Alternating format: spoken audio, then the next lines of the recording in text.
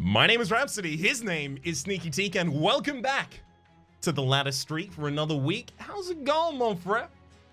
Mon frere? It is going quite well. Mon frere. Au contraire, mon frere. Au contraire. It's going so well. I'm really excited to be here. You know, we were talking about it off cam, but I guess we're always off cam. Off mic? Just off. Yeah, off in the mic. other space. I've heard off mic discussed in like podcasts and such. Yeah, but we were discussing, you know, how much we look forward to this particular format, this particular installation that we do together every week. So I'm excited to be back. I'm excited to work together.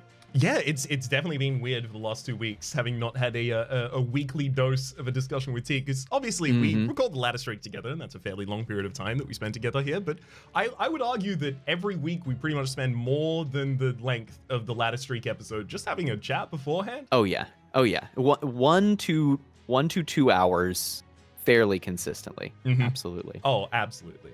And that has been a very constructive part of each of my weeks. So I'm very glad not just to be back to the ladder streak, but also back to hanging out with Teak. Now, I gotta say, there's another thing I'm excited about here as well. And people might be looking at it on the screen and in the thumbnail and in the title and in the description and probably some of the comments in the description down below, as well as YouTube auto-tagging it as the game that it is.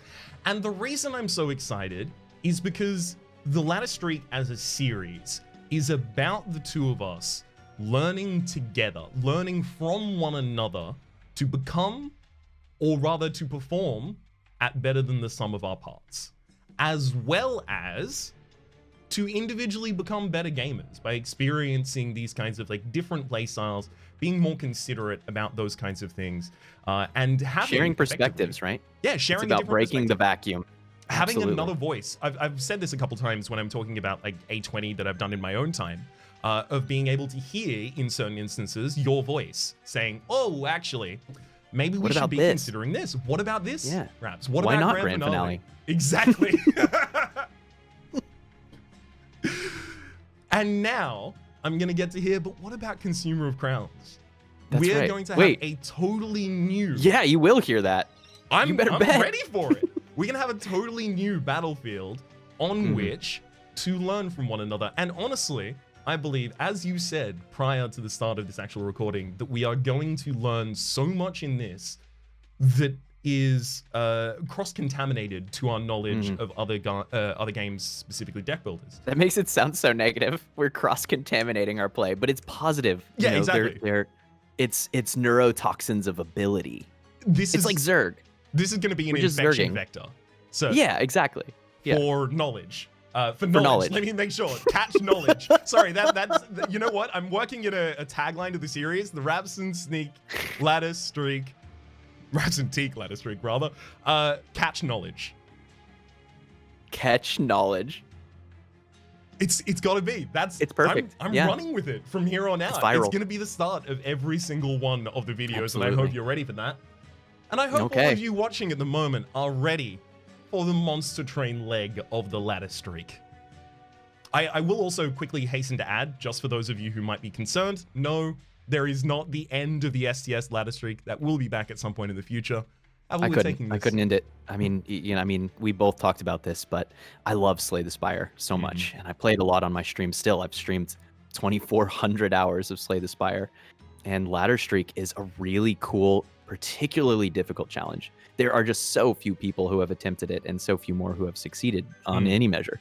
And Raps and I have gotten way better at it in our attempts. Like, it's night and day different from when we started.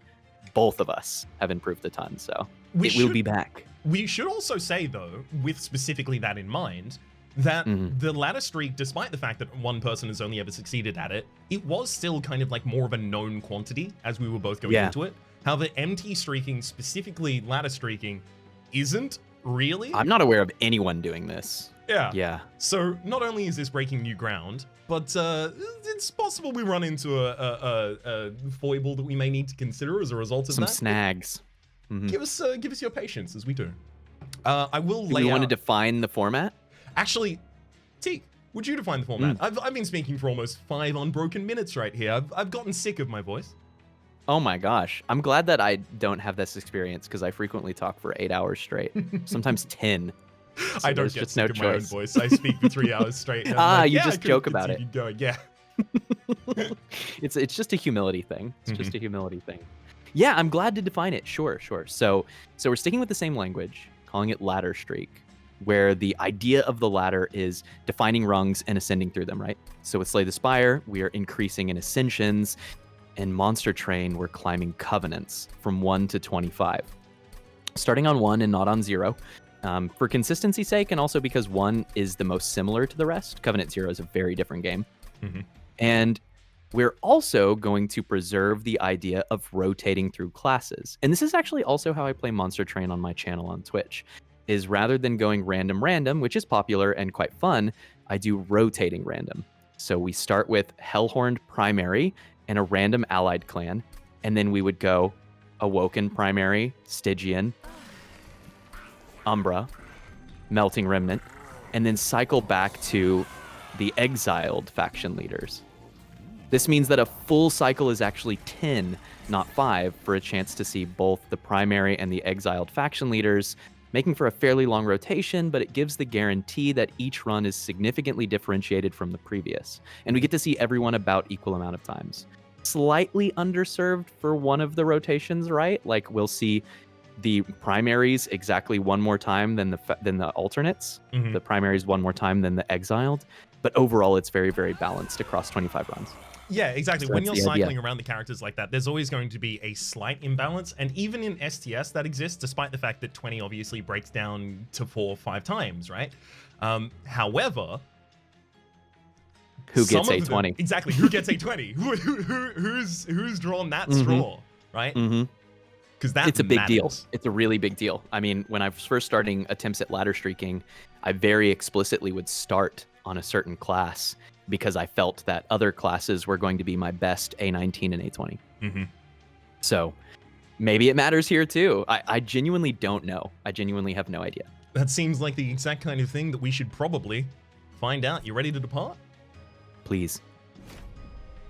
Oh, I am so excited about this for so many reasons, but one of the big ones is because both of us were going hard on this game for a very long period of time. So both of us have developed like fairly advanced strategies and playstyles for this game, but there's very little cross-contamination of them because as we were both pushing it really hard in the same period of time, we were both working constantly. We couldn't necessarily see each other's content on it. So we weren't really collaborating much at that point. Exactly. I mean, a little bit of Slay the Spire right in kind of the middle of it, and that's it. I've heard from members of my community things about your playstyle that I find very interesting that I would like to hear explained to me and explored a little bit in runs like these. Like effectively, I expect many experiences of grand finale can do what?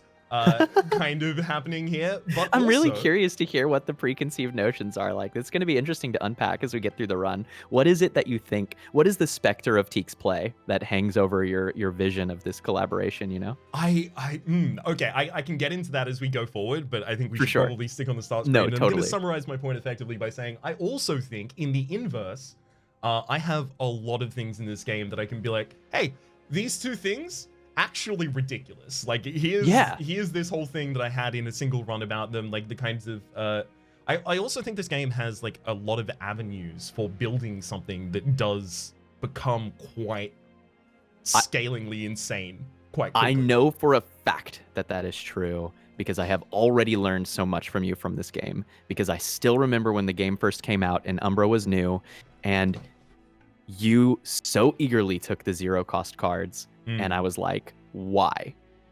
Why do you want this Ember Drain? And I still remember that thought.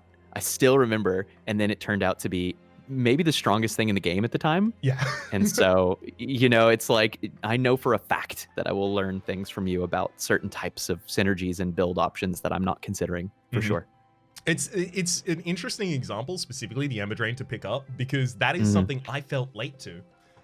Because Ember Drain, like, I feel like I experimented with it a little initially back when, like, again, Umbra was actually just released. But ever since then, I felt like I've been catching up to Sao. Yeah, we'll that's a probably reasonable way to feel.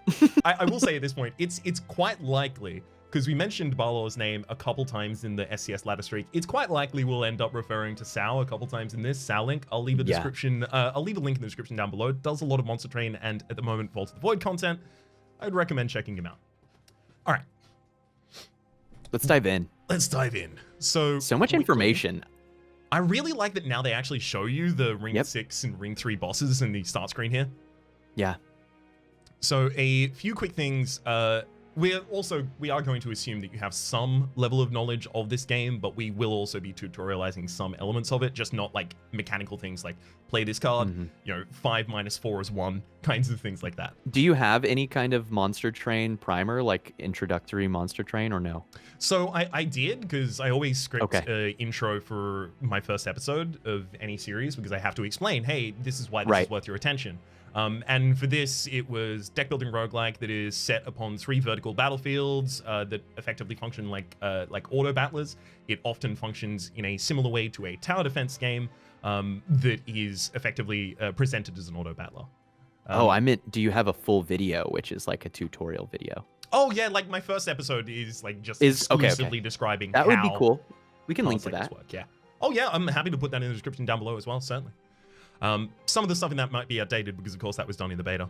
We have Talos the Architect, who is going to daze front-friendly units on strike, also has SAP 1. We have the Purge. Talos is spooky. Talos can be really spooky, but we have Imps in the deck, so we might be able to chump block. We have Fell with Scourges, and we have Seraph the Patient, who is going to be growing larger as we incant and rally on the floor. Bro. Let's go. Let's do it. I like the start for what it's worth. It's solid certainly cards. Pretty good. I'm already excited to see the Fledgling Imps, and we've already got to get the Hornbreaker Prince, who has synergies with Rage as well as with Multi-Strike. March of Shields, just having some support for your health in the deck is nice. And the 2 Space Prisms mean we just don't need a Capacity Gem. March of Shields is also movement. Wow. First Umbra Banner is in front of the Merchant of Magic.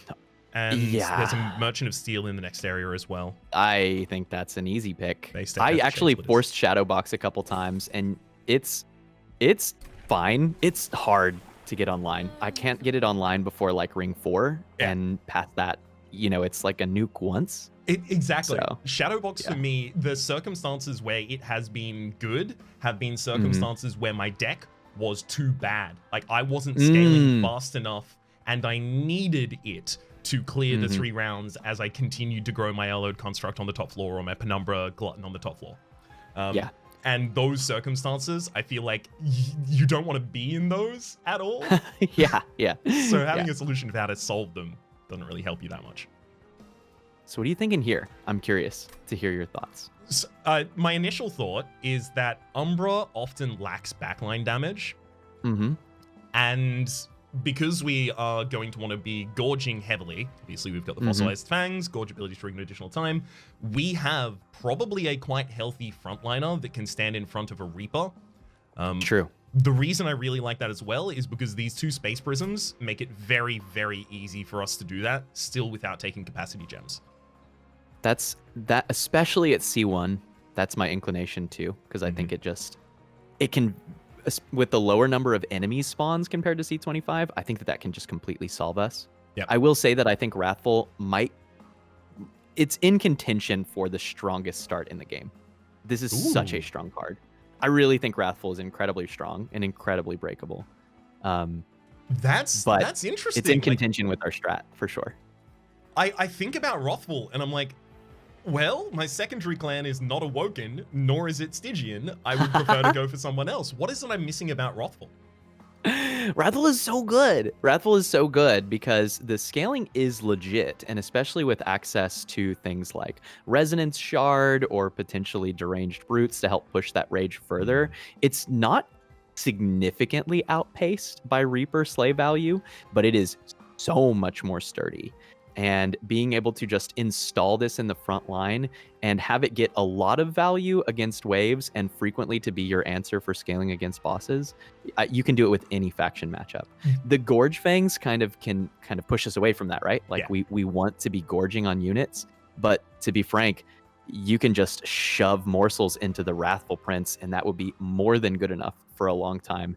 And if we make enough morsels, we can do 2 rows, right? So I think you could absolutely take Wrathful Start here and win with it, but I'm kind of down to Reaper. I'm especially down to Reaper just because of the analysis of the backline frontline kind of situation. But Yeah. I am interested in Wrathful in specific. Part of the thing that I encounter as a problem with Wrathful outside of the 2 clan combinations that I just outlaid is I find it difficult to support its health in the first couple floors. How do you end up supplementing that? Do you usually end up? Well, we have a March of Shields, right? So you include other kit to help support that.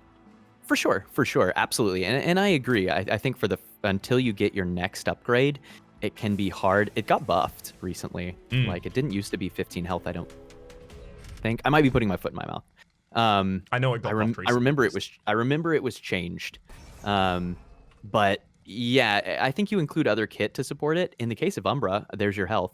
You can put morsels into a non-gorge unit, right? Yeah. And I think that's an underplayed line for people for sure.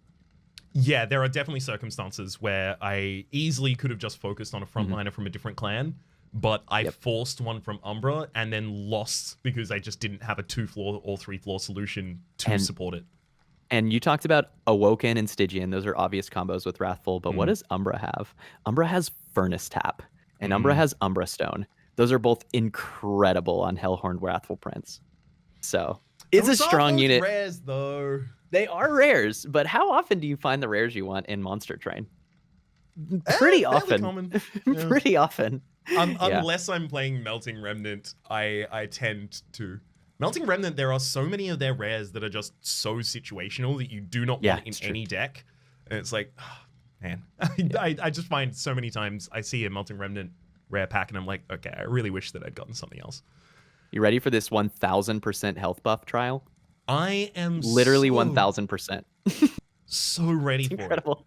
it. One of the quick things that I want to outlay with respect to the trials, because again, we do tutorialize a little bit of the elements of some of the decision making here, and that is I've found almost no circumstance where I will avoid the trial in the start unless it will kill me. Yeah. Have you found that as well? At C25, I have skipped trial 1, and it's particularly like when streaking, and it's a position where, I think unit draft is strong, but if a unit draft is going to cost me 30 health most of the time or endanger the boss kill, you can skip it. And so it's a hard decision to make, but when you start with 40 health, losing most of it so quickly, I have skipped it before for sure, but very, very rarely. And while you have 80 health, you never skip the first trial. Oh yeah, oh definitely. You just take it. I wasn't even thinking about the fact that we have 80. Obviously, it is Covenant 40, Covenant 25. We're going to have 40 total. But yeah, I definitely get a bit too aggressive with a couple of the early trials, but it's very rare that I regret even taking up to 20, 25, 29, 30 damage in the first fight. Just because if you get a unit draft, and especially in this position, right? If we get a unit draft and it's Umbra and it's a Gorge unit, we can go to the Merchant of Steel here, and then we can Hellvent later if we wanted to, right? You can decide so much of your path based on the value you get out of it. Well, and look at our units incoming, right? So that's deterministic. That's deterministic. We knew that we were going to get Clergy.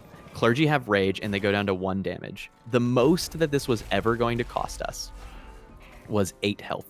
And that's assuming that none of these Clergy die. You take the trial. Yeah. It's actually considering that same thing. Like, Clergy get more health. I don't really care. They deal so little damage when they get to the top line. But there's a trial that happens later on for Sycophants being on the floors as you spawn into the map. And because they only deal 2 damage apiece, I've never turned that down. Because even if they go to the top, I take a total of 6 from the first line and then 8 from the second line. It is a translation of 14 health to 150 gold. Yeah, you take it. It's so easy to do. All right. It's a good indication also as to why I think that things like Firewall are very strong. I slept on that for a long time. Firewall and reinforced plating. easy to sleep on those, but I actually think they're very, very high tier relics, at least at higher covenants. I love them. Wall is the armor? 15 armor for your pyre every fight.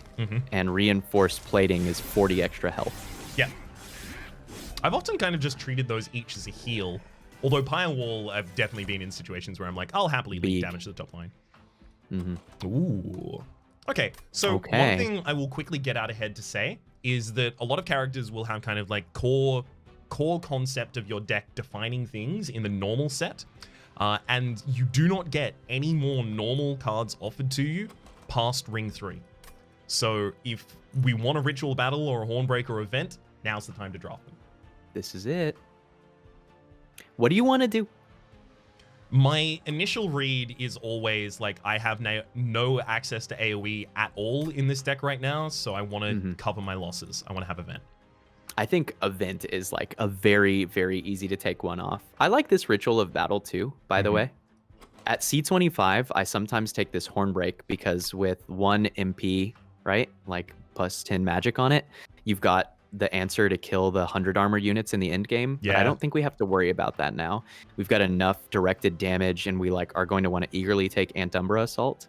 So I like Vent for area, and I like Ritual because it's just a beefy dense card. Before we click anything here, let me also quickly ask, there are a couple of things in all of these games that you know that you have to have the ability to account for. So I tend to summarize what do you have to have the ability to account for in this game to, I need to have a plan for dealing with 2 big dudes. Early in the game, I also need to have a plan for dealing with 1 big dude, so up to 105 health. At this point, I think they're 80. But I have to be able to have big hitters, and I have to be able to have sweep so that I can get through to the back line. I have to have some sort of plan for scaling defense that will leave me with the ability to hit the Seraph enough times to get my damage through, and I will also probably have to scale my damage in some fashion if I don't scale my defense ridiculously there. That's cool. That's very similar to how I phrase it, which is honestly mostly just a representation of how I've heard Sal phrase it before, which is frontliners, backliners, boss scaling. Yeah, those are your buckets. And when I look at this, I look at the Hornbreaker Prince, and I see this is going to become our boss scaling damage. It is going to become our frontliner, our 1 big dude. We're very likely going to try and multi-class into the multi-strike because the multi-strike works so well with Reaper. So that could be our 2 big dude. However, and potentially trample, which could also really work. Also true. However, it won't do that by itself initially. We are going to need to get some damage on it so it can hit the first big unit. Yep, and we don't have a great plan for backlines, right? That could be Ritual of Battle, or the plan for backlines could be Vent. I'm happy either way. Honestly, I'm leaning towards Vent, because if we don't get a Gorge unit that we're interested in from the unit draft we're about to have, we're going to a Merchant of Magic with the Umbra Banner next to it, so we can get a plus 10 on this easily. I think Vent covers it's my preference here. I think it covers our needs the most. I shy away from it slightly because I'm like, Vent, we want to get all of our kills with our champ. But if we can actually set that up, then we don't have to play cards anyway. So it's fine. Ouch. There they are. How to take every card.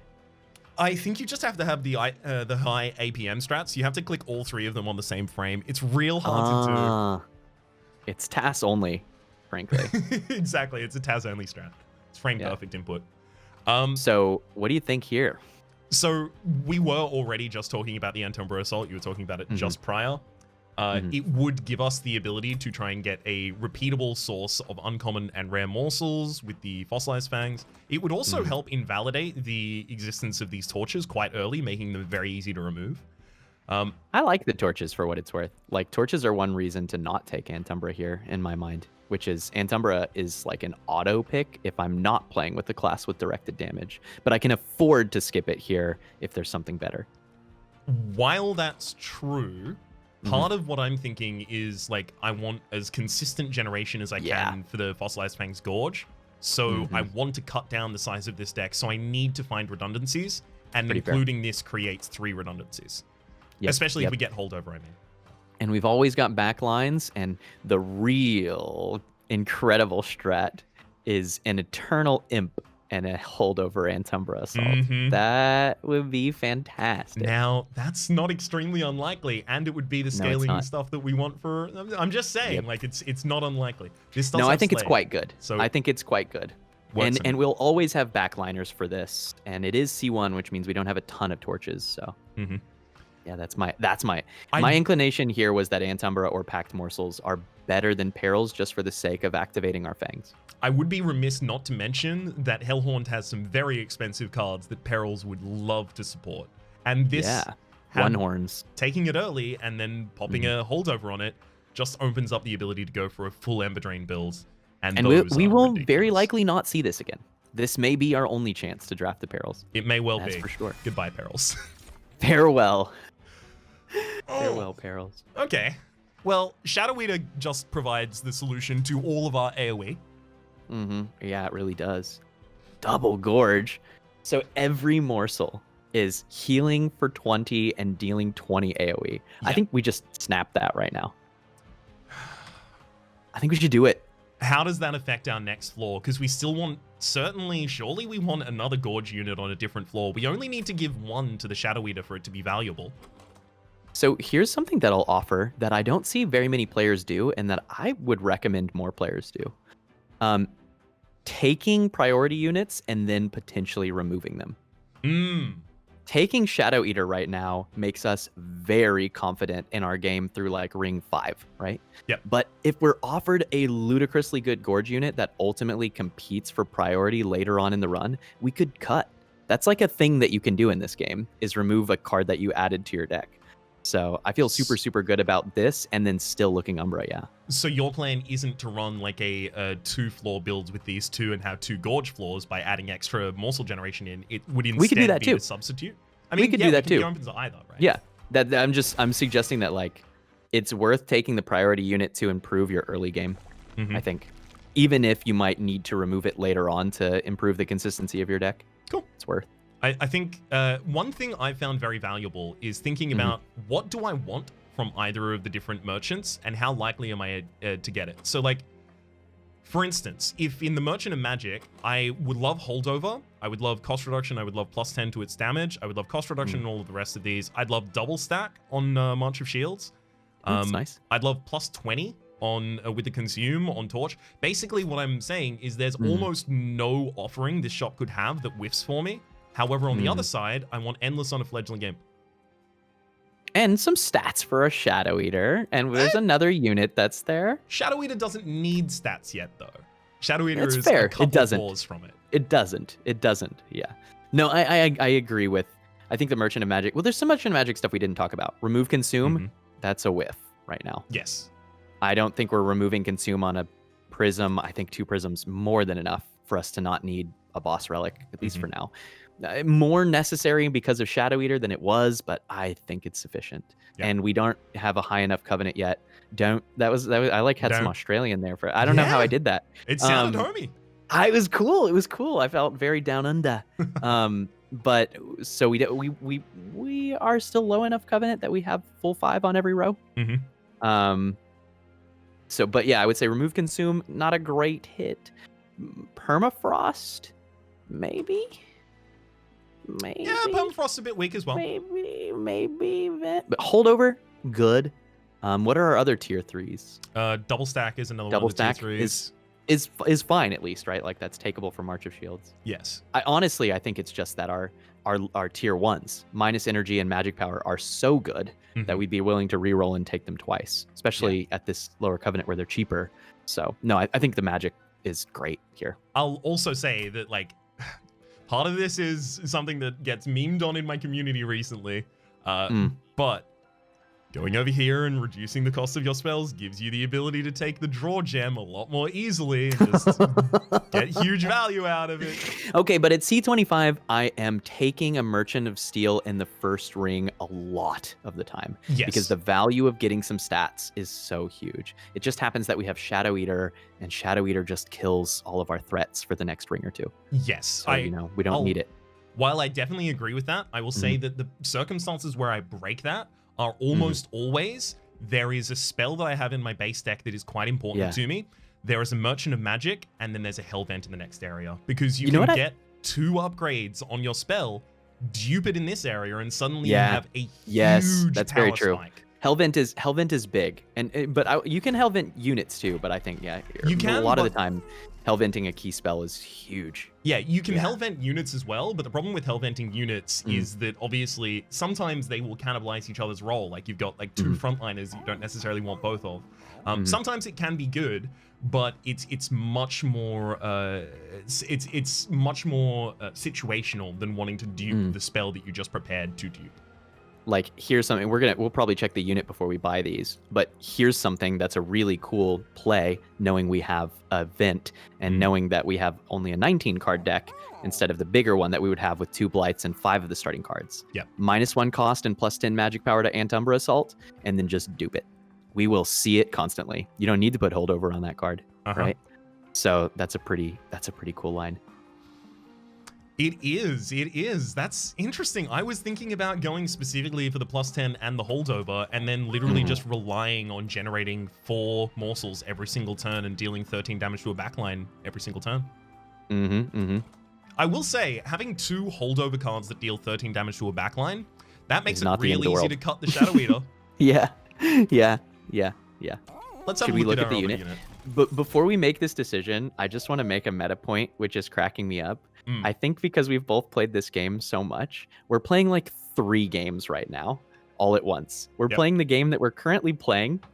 We're discussing the game that we could maybe be playing in the future based on hundreds of shared hours of experience playing with this game. And we're also playing the introduction game of the first in the series. So we're like triple stacking the games that we're playing right now, and it's great. 32 minutes and we've completed 1 fight. Look, it'll happen.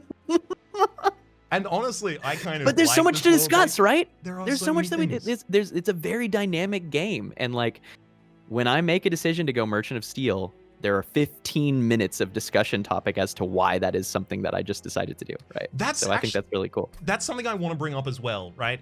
In STS, your decision-making points are more distributed than in this game. They are dispersed, extremely concentrated. Choosing your path here, choosing all of the operations you do in an individual shop between the individual fights, there is so much that goes on in that area. So there is a lot more time spent, I feel, very out dense of battle here than there especially are with the map. Games. I'm not usually looking like all the rings ahead, but I'm constantly looking 1 or 2 rings ahead to inform my current decision. Absolutely. I'll so end super up, dense decisions. Past the first ring, I'll always look like usually 3 or 4 ahead, because sometimes that's how long it takes for me to see a Merchant of Steel that is on a side that I can afford to take. And oftentimes that will end up informing my decision making in the earlier floors. I found that more and more recently. I think here it's just Crucible Warden. Just like I like both contest. For what it's worth. I really like Morsel Master. I do. I am amazed to hear that. I would like to make my case for the Crucible Warden, and then I would like to hear you make your case for the Morsel Master. Okay, sure.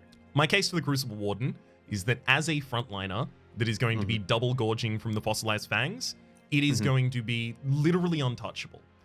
It will already provide effectively just a blank wall that the enemies have to look at while I hit them from behind it. However, and this is, I think, the most important part of it, our final boss is Seraph the Patient, who attacks with melee weakness, so multiplies the damage that they would do, and they attack the frontline unit. However, 100 damage is still 0 when you have a damage shield. It's the same as 1. Seraph the Patient is the reason why I think that Crucible Warden is the correct pick here. But the reason that I like Morsel Master so much is that the stats on Morsel Master are surprisingly decent. It's a 1 cost 1 pip. Particularly in the early game and at High Covenant, this can just be a good unit to put out. And one of the things that I find on a lot of runs of Monster Train is that there are very specific morsels that you want more of. You really want more lifesteal, or you really want to just stack up the damage, right? And Morsel Master gives you a lot of control to do that. So I like this unit a lot. And frankly, it can just be your Gorger sometimes. You just put out a Morsel Master, put out some units, and basically the Gorge effect of Morsel Master is eat every morsel twice. It's kind of how you can think about it, right? And so I just like this unit a lot because they're very expressive and they let you double dip on your most important morsels. I still think this is Crucible Warden. I just wanted to note that I love Morsel Master. Do you find yourself giving it things like multi-strike and quick regularly? I do. I have sometimes given it multi-strike and just made it its own unit. It's not, and this is part of what I'm saying, right? Is that it's not every run that I'm trying to make it a frontliner, but it can. It definitely can. I honestly, I don't think of it in that context much at all, if ever. Yeah. And I definitely probably should be thinking of it in that way. It's so small.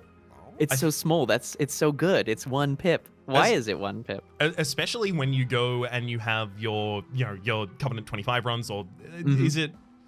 It's not past 10. I don't know when you lose the pip on the random floor. It might be 15. Yeah. But when you have that starting to occur, a Morsel Master can sit on a floor by itself, specifically the floor that's had the size reduced, have 3 pips, and you can play 1 morsel and then another morsel in there and end up with 4 of them getting eaten. You can have a useful floor on what otherwise might have been a foregone one. Yeah.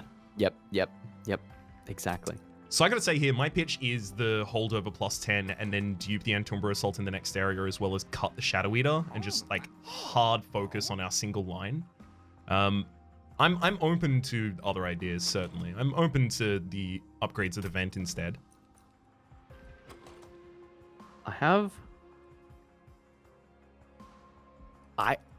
Okay.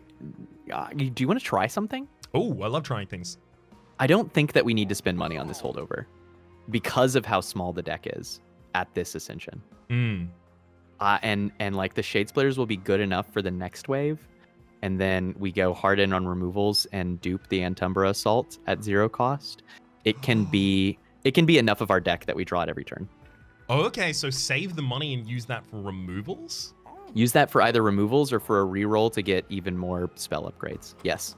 The other spell, that said, like, Antumbra will be double filled, right? So other spell upgrades that we want at that point, after the reroll and after the cost we've expended on those, it's going to be almost nothing. Like, reroll this and get a 10 on this, basically. Yeah.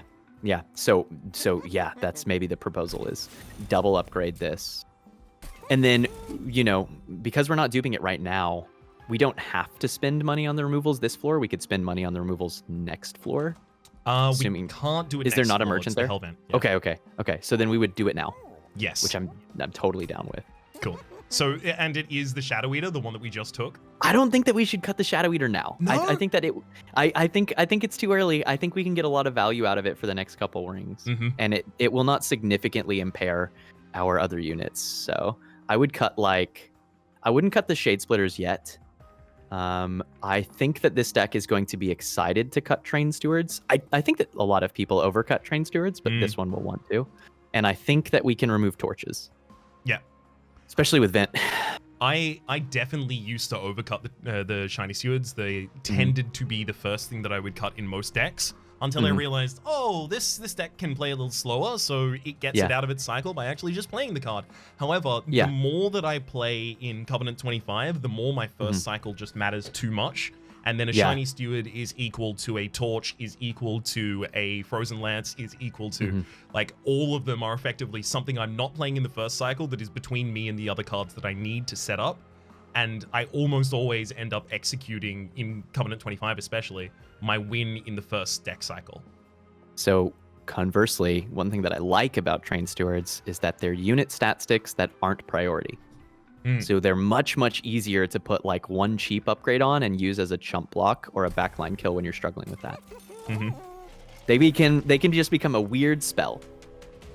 But yeah, I know I still end up removing most of them most runs eventually, but the more I try, the more I'm surprised by how much value I can get out of Train Stewards. That is part of something that I want to explore the possibility of over the course of this ladder streak, because unless I have advanced, you got to enhance them. I'm not doing it. You got to put stats. You got to damage shield 3 on a Train Steward is radical.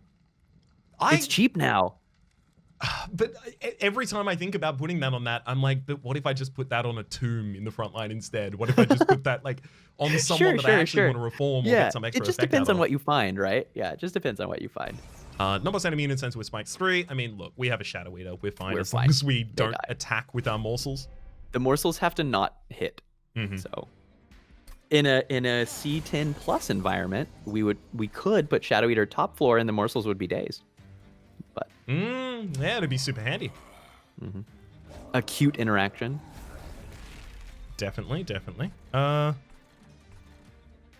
you sentence the steward to die? Oh, yeah, second floor is fine. Yeah. I'm thinking second floor just in case we end up using like all of our spells to try and cut through a disciple. No, we're not going to be able to cut through a disciple in the front line anyway. How much health does our Hornbreaker have? It's 5? 6. 6. Okay, and we're going to kill the Spike Lord in the back line. Yeah, I like Shiny Steward row 2. That seems fine. Oh, yeah, I just totally forgot. Yeah. It's cool. No worries. That's fine. The thing about these games is you don't have to remember to actually play them at all. It's a new strat I'm working on, just not actually engaging with the game I'm surprised that you didn't go for play the morsel, see if it had an attack, and then go Shadow Eater morsel in the mid row to kill both targets there. Oh, you're very opposed to the Shadow Eater. You can still get value out of this card before we delete it. I mean, like it's likely to die in the future.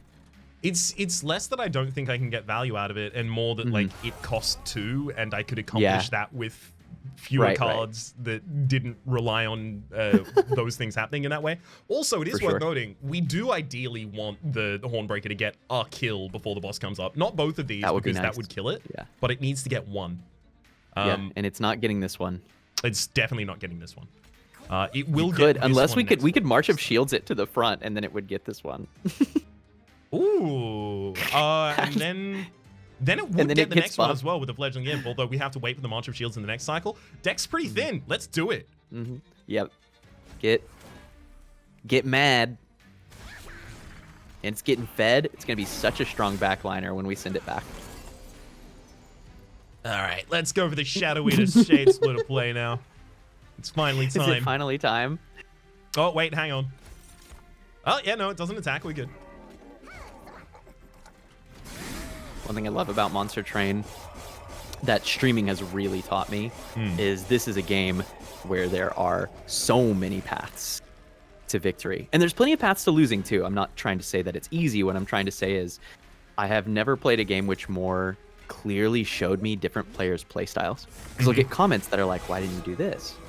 And it's like, it's hard for me to summarize my entire brain to you right now, but it basically boils down to that was something that I pruned, you know? It's like that just wasn't on the win line that I identified. Speaking of the win lines that we've identified, I don't know if we need any of these. No, I love Skip here. It gives us money in this game. Incredible. God, I do love that the Skip gives money. It's so useful. I do like a good baking of a morsel when you've got the Crucibles in your front line. I still don't think we need any of it, to be entirely honest. I don't think we need any of it either. World to Take a Perils, like to have, it is actively in our way while we're trying to produce the engine that we're making, but it could be cute in the future for a hypothetical world where we're struggling to play one horns. I think that that's a stretch. The thing is, at that same point, like it feels like what we're currently doing is trending towards a very low-cost deck that we could put Ember Drain cards in without putting Perils of Production in. It's true, and then we're just like stacking Rage or like gaining bursts of energy or something. Yeah.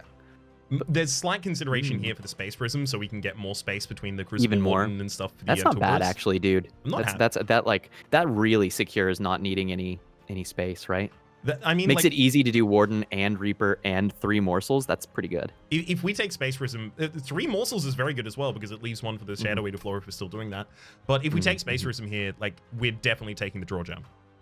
Oh, that was already the plan. Okay. I think 2 Space Prisms made that true.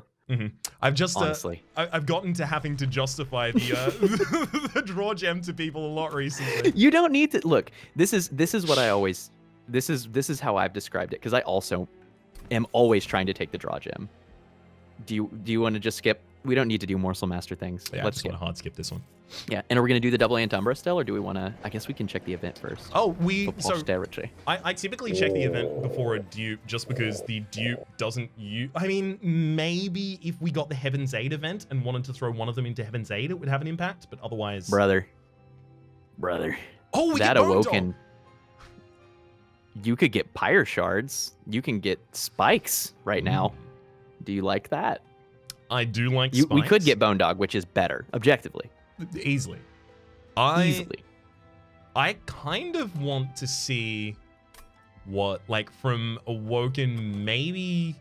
I don't really This care is about either Pyro. Wildwood Sap or Pyre Shards, basically. And Wildwood Sap is kind of a whiff. Can it... But... Does it have to be common? I have only... So this is a limited pool for sure. Uh-huh. I have only ever seen the cards here, which are like the potion style cards. So Hellhorned is the Rage Potion, whatever that one's called. And the Awoken is Pyre Shards and Wildwood Sap. Melting Remnant is like the consumable that gives, 3 burnout. Yeah. Gives 5 now. You get... Oh, is it really? Yeah. Oh, nice. And then Stygian is Crystalline Shards, which is 6 AoE Frost, or it's the one that gives 2 spell weakness. Like it's always the same set of 2 potion style cards, as far as I can tell. Okay. But it may just be that the rare stuff is really rare, and I just haven't seen it. The wiki is not very up to date for this game, so I have to make a lot of this stuff based on what I have seen. It definitely feels like a lot of the like hard and fast rules that I've had to come up with are just built over experience rather than actually having something I can point to. I will say I'm pretty sure I got Preserved Thorns from this once. Really? But maybe it was a common at the time. Because it did become an uncommon at some point. Oh, yeah. I think we go Well, for that's the Awoken potion-like. colours. I mean, that's good anyway. I'd be happy with that card. There's the sap. I think we skipped this card, It's yeah. the skip I agree. hard, yeah. We've got Maybe we get Divine another. Shield in the front. Oh! I mean, it's got to be Go. Hellhorn. Melting Hellhorn, Remnant makes no yeah. sense. Great. Yeah, Bone see? Oh, you can get rare. Yeah. What? You totally How can. rare is that? It's the rarest. It's as rare as you can get. It's But, the like- reason that Double Stack was nerfed. It's ridiculous. No, it's so good. It's so good. Wait, the reason that Double Stack was double- nerfed at some point to add a extra Ember. It previously didn't add an extra Ember. I thought that was because of... Actually, no. I thought it was probably because of Alloy of the Ancients. But then I was corrected. It's because of Void Binding that was changed. But Alloy of the Ancients definitely can be capitalized Void on Binding, pretty yeah. effectively with that. Void Binding and I'm trying to think. There was some other stuff because that was when anyway. This is Legacy, right? Yeah. This card is so good. I have never skipped this card. I literally just want it because it solves sweep. Yep. For the Hornbreaker fight. So that is another thing. We've talked about the things that we need in order to conquer the enemies. However, the things that we need in order to be resilient against them, also we need anti-sweep. We need our backline units to be able to survive against what the enemies are going to be doing to us. We also need to have the ability to play out the Scourges that the fella's going to give us later on. So we have a couple other considerations to make as well, and this is for one of those. Card is phenomenal. What is the name of this event? Is it Abandoned Train? Something. Do they have official names? Yes. Okay. Random clan consumable card. Honestly, just remember them by their effects. Obtainable cards. Rage Serum, Alloy of the Ancients. Awoken, Pyre Shards, Wildwood Sap, Preserved Thorns, Invigorating Solution. Oh, Preserved Thorns, so you can get it. Wow, okay. So it's like, this is like the highest roll is Alloy of the Ancients. If this is up to date at all. Because none of the other classes offer you any rares. That makes a lot of sense It's to me. very... Yeah. Hey, so Gorge is not an action or a resolve ability, right? So it will still trigger? When Well, dazed? Yeah, Gorge still triggers when dazed. Gorge triggers. Absolutely. Absolutely. Yes. Definitely. Okay, Hornbreaker Sorry, on it the took top me a minute line, there. Shadow Eater on the bottom, and then just get it to sweep. Looks good to me. And it lives and it heals. And it feels so good. And in fact, it only needs 1 minion. Yeah. What are we going to feed our Hornbreaker? Both? Yep. Yeah, love it. I mean, the extra down here is just extra damage on Talus, so I don't really care about that. Both. I have an L sound in my both. I have learned. Both. Both. It's What do you want? Both. Both. all. Both.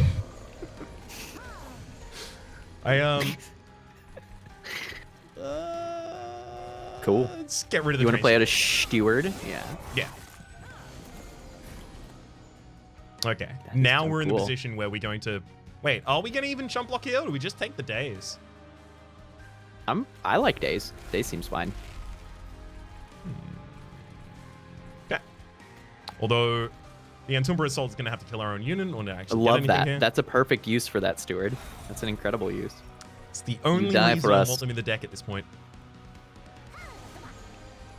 Lifesteal units with the damage shield warden surely is a little weird, but Yeah, they're the price we literally just pay. here for the double damage shield, but of course, I also don't want to kill both of these on the bottom floor because we I've, need to grow. yeah, I've too often left the Hornbreaker Prince in the back line without any actual scaling, and I'm like, oh, okay, well, it's now not solving the fight for me anymore, and I'm in trouble. Do you think Fossilized Fangs is in contention for one of the strongest relics in the game? Oh, yeah. Pretty much any of the Yeah. relics that say double the effects that this class does by base, they're ridiculous. Double summons, double extinguish abilities. Naturally, double in this as well. Double your rejuvenation, double your spikes damage. All of those become very fundamental for the way that you end up playing the rest of the run, I find at least. Yeah. Get Big agree. They do appear to have died. Got him as best as we possibly could. Okay, so we got the front line kill. Yeah, okay, cool. We've got both there. God, I really want to get to the point that we're playing the Umbra Assaults every turn because I'm really feeling the fact that we need to do the cuts at the moment. Yep. We're gonna get there. We're gonna get there. We will. We've got a vision in mind, and frankly, it's a vision that with some choice rares, I think can carry us all the way through the end game. It's a good vision. Especially if we do get the hybridization that we want on the Hornbreaker Prince. I think that just helps so much. The amount of times that I've ended up... action. Hey, look, it's Wanda.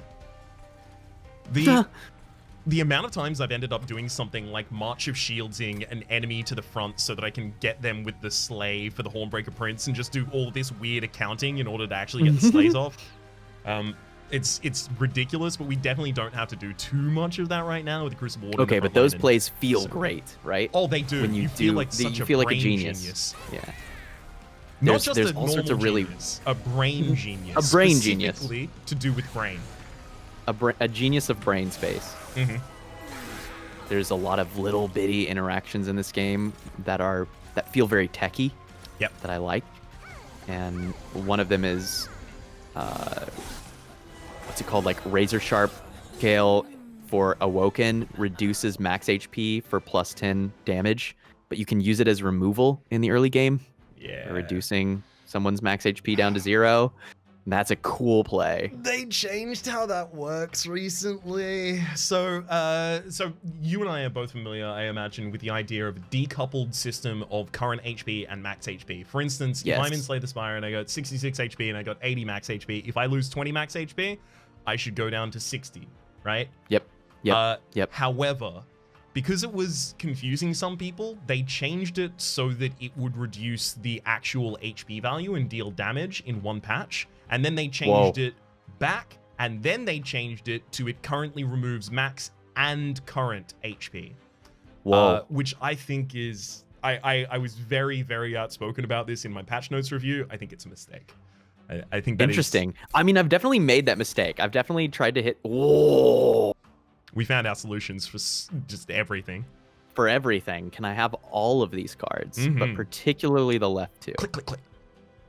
Blazing Bolt is a great card, by the way, but Furnace Tap sure does say multi-strike.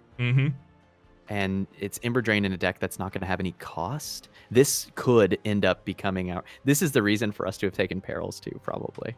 Yeah. Is like remove, consume, Perils, Furnace Tap. I think that Furnace Tap is... I really do think Furnace Tap is better than Shroud Spike for us. So I will offer one counter here. Okay.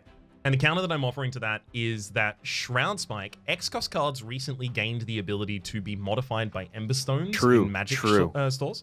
So if we had a Shroud Spike, it is double feeding, double time. So it's 4 times, and this is by base at the absolute least 2 if we don't cast anything else. And we've got 0 costs on the ones that actually generate the cards for us. So a lot of the time, this will be 3, 12, 12? No, not 12. 3, double. 12? Right? Yeah. Hang on. 3 to 6 to 12. Yeah. Yeah, it'll be cast for... No, it'll be cast for 5 energy.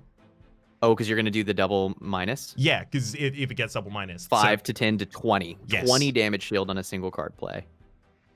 Yeah, you're right. Shield, I mean, but also that beats the Seraph. That's 20 for sure. of, +2 damage from a lifesteal unit, or +5 if it's a morsel miner. That's 100 extra, like 100 HP and it just defense. triggers the Gorge effect twice, right? You don't get the double dip on the unit buff, too, on the morsel buff. Yes, It'll you be do. 10 of the morsel. Sorry, no, the Gorge doesn't trigger on the double buff, but the Shroud Spike does. So yeah, 20 damage shield and 10. It is pretty good. I mean, I we do probably want don't. the Furnace Tap instead, though. Like, I'm making the argument for it because it is so good, especially recently. Oh, but it wins the Seraph fight. Furnace Tap. Don't you want to hit the enemy multiple times? If our frontliner, that is to say our gorging unit, was the scaling unit, if we were running, for instance, like an alloyed construct, then I'd be 100% going for the Shroud Spike. But because our damage is the backline, and literally all we need the morsels in the Crucible Warden for is so that it doesn't leak damage to the Hornbreaker, it's Yeah. And then it's skip. Skeep. We don't need any of these stinky units. We need draw, and we need money. We frankly. need removals. All I want for Christmas. Get me a double stack or a consume removal and get me out of the deck. Man. Yeah. We might Let's do want it. to start considering some of our future lines exclusively based off of the removals that we might want there. So literally, we get the Unstable Portal. I like this another side merchant. As well. There's another merchant down here. We've still got the Crucible Warden that does want some upgrades, like maybe a plus 25 so it doesn't die before it gets some damage shields up, but like it doesn't really need that many. Yeah, and we still like it. I really do think that we like Eternal on an imp. I think that's cute. And if we're lucky, we can get Eternal on an even better imp. Although Rage is fine. It's damage. So I accidentally misclicked a couple times there and didn't ask for your input on the double stack of the Furnace Tap. So we are very much in the realm now of, if we play Furnace Tap, we are giving up energy for the rest of the fight, so we need to make things 0 cost. The Alloy of the Ancients, the March of Shields, just 0 cost them. I love it. In fact, I think this is a reroll for that purpose. Yeah. I don't think we need any holdover. I really think we're going to make the most tuned deck. I think we can save this money so that we have more money for removals. Okay. I like it. I like it. Let's go for double removal here. Yeah. This one's just the... I mean, honestly, Shiny Swords and the Torches, I'm happy to cut either of at this point. Sure. Do 1 and 1. Definitely happy with Split it down the middle. Now, we do have to get our 2 health health, area, by the way. Sorry? We have to get our 2 health. That's critical. Do you really want the 2 health? I don't think it's valuable. I think we can move on without it. Oh, do you want even more multi-strike? Or actually, is Reaper 2 better because we have Furnace Tap? That's the question, isn't it? Right? It is. It sure is. But this is our chance to get Brawler. If we get it, we might not get it next cycle if we take Reaper 2. So we could go Brawler now and then go Reaper 2 Brawler. And have a 50 by 2 Slay 20. And that's pretty good. Honestly, both of these are a path to success. Yeah, agreed. Basically at this point, do we want more ridiculous numbers or do we want more consistent numbers? I do want more ridiculous numbers. Let's get ridiculous then. I like the number go big. I like when it is big, not small number. Large, small number, less excite to me. That's right. Enemies Spell shield enemies are another good reason for us to kill our own units, actually. I'm glad we have train stewards. Yeah, I mean, even if you don't have train stewards, like not just the imps, but also you can just pop down a Shade Splitter and then kill them to upgrade the unit. True. Yeah, it's a cool path. I like that. I've ended up doing that a lot of times. Like, I've got a Rubble Morsel, and I'm like, yeah, this could be 2 Morsel Miners, though. What if it was that? What if 2 Morsel? Why use mini word? When few word do trick. Well... Oh, God. When did that start? When did that start, Raps? I don't know. The caveman? It's... Why do many when few word do trick? Is that not a Simpsons? That sounds like it could be a Simpsons to me. It may very well be very old and it got like resurrected in my circle, you know? It may well have done so. I think I have heard of it before though. So, you... here we're in the position where like we actually can't generate morsels as well as set up. You know what my recommendation is? It's Shadow Eater on row 2.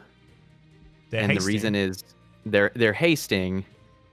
Alternatively, we can do Shadow Eater top row and Hornbreaker plus Crucible Warden mid row. This is all just in the vein of making sure we can kill the Collector next turn. Oh, that's all I care about. Okay. That's all I care about. Well, I'm not even. This is so little damage. That's like, a kill. Frankly, if they all just leaked, who cares? That's a kill. That's a kill. That's a kill. That's a kill. That's a kill. That's a kill. That's a kill. That's not a kill anymore. So 1, 2, 3, 4, 5, 6, 7. Yeah, we have 7 draws in 15 cards, and we're drawing 6. I think we have the kill. Yeah. So set up however we want. Yeah. It's good times. Biggie boy, itty bitty boy. There we go. Hey, we found a kill. Collector, no. And it doesn't have spell shield, so it's our Umbra assault target. You really should have taken the spell shield with your buds, Collector. Can't believe. Do you think Collector is buds with all these winged, or are they kind of a third party? Oh yeah, are they just flying through on their way past? I suspect that may be like a bike courier who we're killing and taking their package. Oh, now I feel awful about it.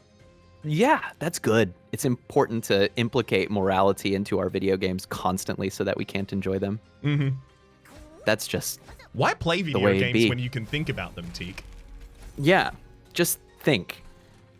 Just think, Teak. All right.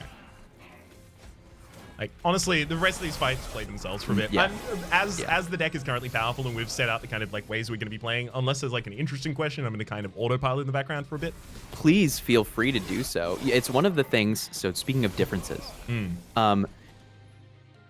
I really, really, really like Monster Train for many reasons. The density of decisions, the dynamism and expression of the enhancement system, the stability from the priority system, the complexity of unit placement.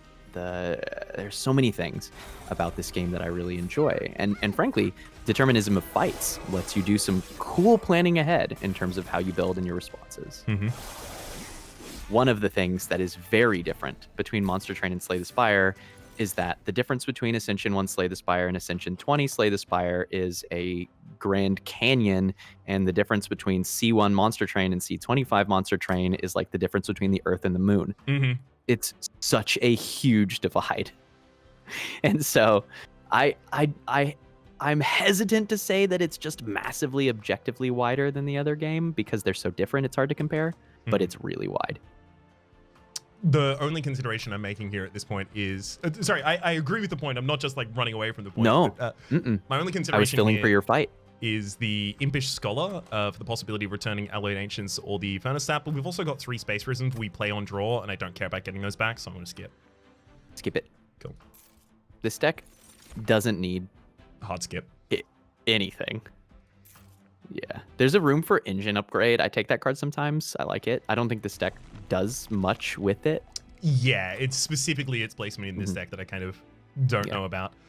It's a shame that that we don't have a Perils of Production, because otherwise we could dupe the Furnace Tap here, but... I know. Oh, cool. That would be so cool. Hard not to be able to do. Yeah. Oh, well, there's our endless Fledgling Gap if we want it. Well, it's kind of weird now, right? Because how do we afford it? Oh, that's true. Yeah, they aren't 0 cost anymore. We don't have Forever Flame. Yeah. You're right. So I don't know that we get to do it anymore. In fact, they may become removals. So we need to decrease the cost of the Shade Splitters instead then to have consistent generation? Yeah, that might be the play. Okay. I'm down with that. If nothing else, we have the ability to remove like as many cards here as we would effectively like. Yeah. And to say the thing that needs to be said, we don't have to play the Furnace Tap the second we see it, but we gonna play it. Oh, yeah. We're gonna play it. We definitely don't have to, as you just said. Yeah. But it's almost always going to be the correct choice. Do you ever want to re-roll this and look for a different tier 3? Is that worth the cash? So here are our upgradable units, right? What tier 3s would we want instead? Large Stone? No. Maybe on the Shadow Eater, put it on the bottom floor, only put a single morsel behind it, but at the same rate, I'm feeling like the Shadow Eater is pretty much on its way out at this point. It probably ring 6 or 7 we cut. Yeah. So I don't really want to invest too much into it. So reroll, we get Large Stone, no, multi-strike. Shadow Eater, actually, for what it's worth, Shadow Eater might be good to have one less melee weakness and to save like a little bit more damage buffer for this particular Seraph. It could just be good chump. And so we're just putting health in it is not horrible. But melee weakness doesn't matter at all with the Crucible Warden. As long as they never get through the damage buffer, right? Which they can't. I'm almost certain it's just not going to happen. Yeah, probably we can just cut. But yeah, I can't see anything on the reroll here that would be actually useful for us. So do you want to just put a couple stats on the Warden then? I mean, that's worth 40 gold. Is it? Yeah. 40 gold is what, a third of a removal right now. We have identified one of the differences in style. Sweet. I like a thin deck. It's gotta have no cards. I just want one card, and that card wins the game by itself, and it's Dante. And I just want Dante in the deck, and that's it. I love Dante. I mean, look, do you want the upgrades? I'm like, part of this is obviously us coming to meet in the middle, and it's not meeting in the middle if I say no and leave. I like little health here. Mm-hmm.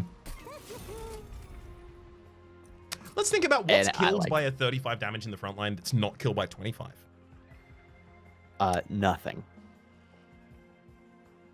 It's a little bit of extra help for a unit that might, for getting. But this thing is going to get more damage, right? Remember, like, it's eating a lot of morsels. It's not really 35 damage. It's just higher base. It will definitely get more. It's more just like 35 makes it easier for this to plus the Hornbreaker that we'll have out on the field, get the Hornbreaker's first slay. At higher Covenant, to be honest, I'm not thinking about this plus 10 for a specific field unit. I'm thinking about it as 10 more damage a cycle against the Seraph. Which is like relevant. Yeah. Ooh, multi-striking enemies. Oh, it's sweepy time. Sweepy time. Yeah, this is not going to be a problem whatsoever, especially because we still have the Shadow Eater in the deck. Let's take it. Be good. How often do you end up taking a trial that you think is going to be very bad for you, but because you believe you will lose if you don't take it? Because I find Ring 7, like this specifically, the Seal of Aggression, I end up taking a lot of the time where I'm like, this is going to cost me, but I just have to let that happen. I need the power. I need to turn health into money right now, basically. I want to transmute my soul. Yeah. No, definitely it's happened for me. Absolutely. A lot of this is kind of going to be autoplay as well, because a lot of these floors are the same as the previous. Ooh, leave event for 3 at the absolute least. You gotta love seeing a hand with this kind of cost. You do. 0. Exactly. It's one of the best numbers. It's one of the best numbers for negative impacts. The rest of them I want to be big, naturally. The place where I have most commonly seen, rather, what I mean to say is, the more that I play, the more that I find there are specific trials on specific floors that stand out in some way. And so you just play a lot and you start to identify what those are. So a good example to make what was kind of a confusing sentence make sense is the trial that makes it to where your enemies heal between floors. What's that called? Like Heaven's Temperament or something like that? Heaven's something. Once you get to where you're spawning Gilded Wings, man, that has lost me a fair few runs. Because if you mess up your math on that one, that's 50 damage a Gilded Wing. Yeah. Oh, it's real harsh. Yeah. So there's definitely you start to respect certain trials more and understand them better. Plus 10 armor in the early game at High Covenant, if you do not have strong units, is you will just leak that, right? You fine with skipping a relic for 25 because it doesn't contribute to our run? If you want to go fully ham, yes. I would never skip this relic at High Covenant, but I feel perfectly comfortable skipping it here. If our deck will be ham. If I thought we were ever going to leak damage, obviously I wouldn't do that move, but I don't think that's possible. And skip again. Agree. We are skipping. Hard skip again. We are skipping. Easy. We do not enjoy cards in our card game. Specifically with respect to the Gilded Wings, Ooh. I've found oftentimes I've been dying to the Gilded Wings are the 100s, right? The largest in sevens, in 190 and sevens. 190, yeah. It's the clipped Guardians, the ones with the 105 HP and Covenant 25, 80 I think at the moment, that can show up in the Fell fight, specifically the Fell Rage fight.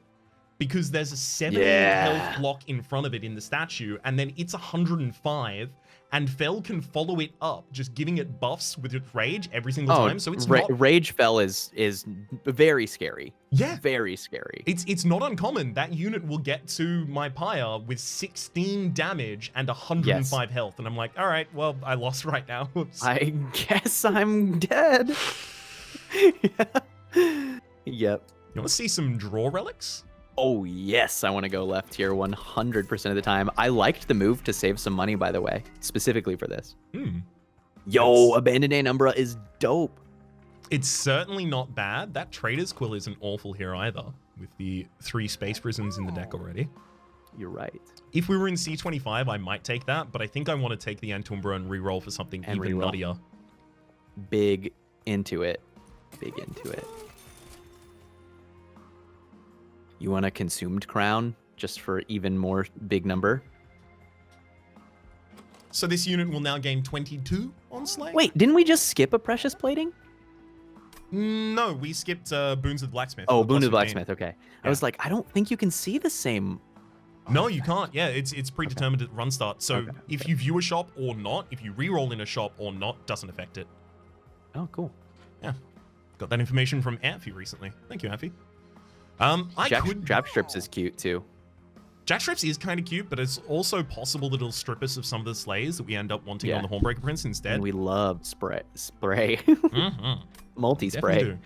No, I'm a big fan of Ocean Spray. It's the that's the brand that is that not the brand that recently the guy was singing the Stevie Nicks song riding down the highway on a skateboard?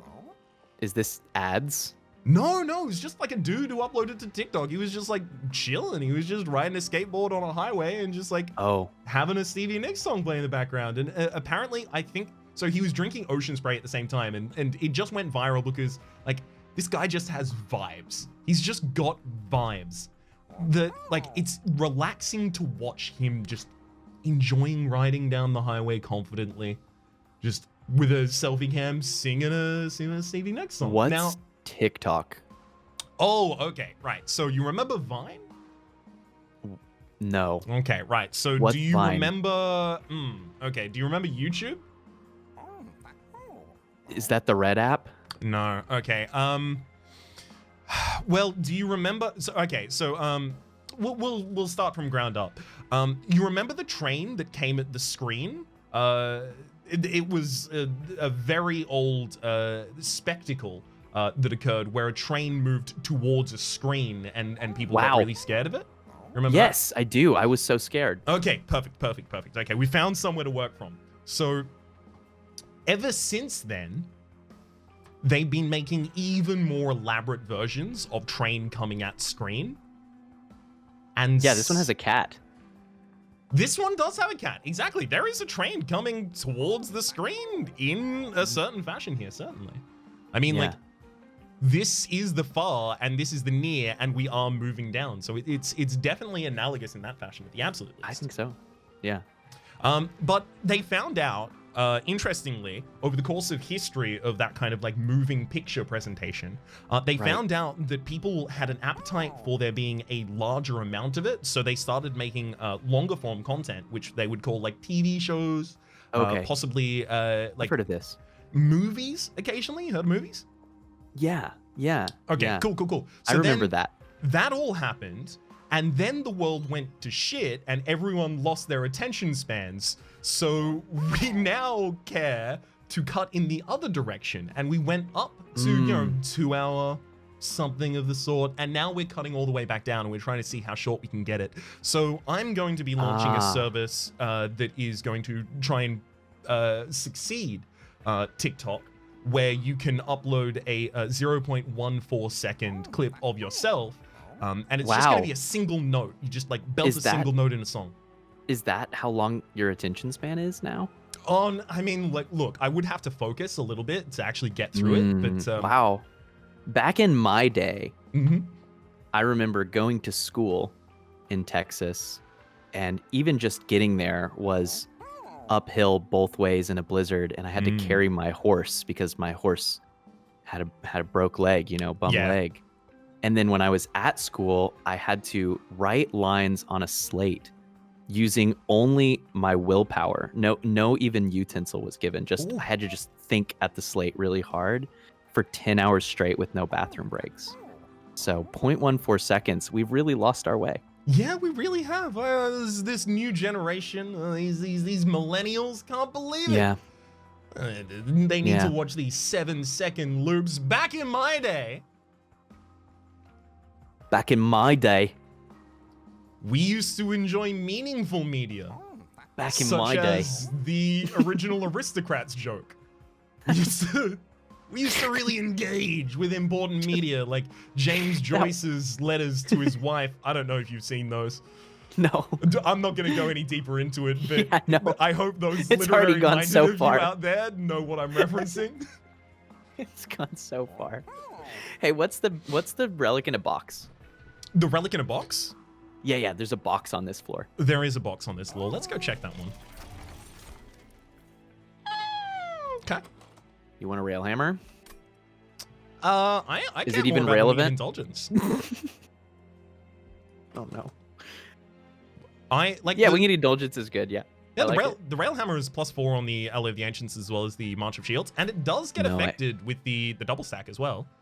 I said, is it even relevant? But I'm gonna pretend I didn't because I don't want to encourage that kind of low effort punnery. It's just bad. Rail hammer, rail event. Okay. Yeah, just move on. It took me a while. I'm fine. We're gonna move on. It's all good. I'm taking some ground. We're gonna go. Let's go fight a fight quickly, Rhapsody. Quickly.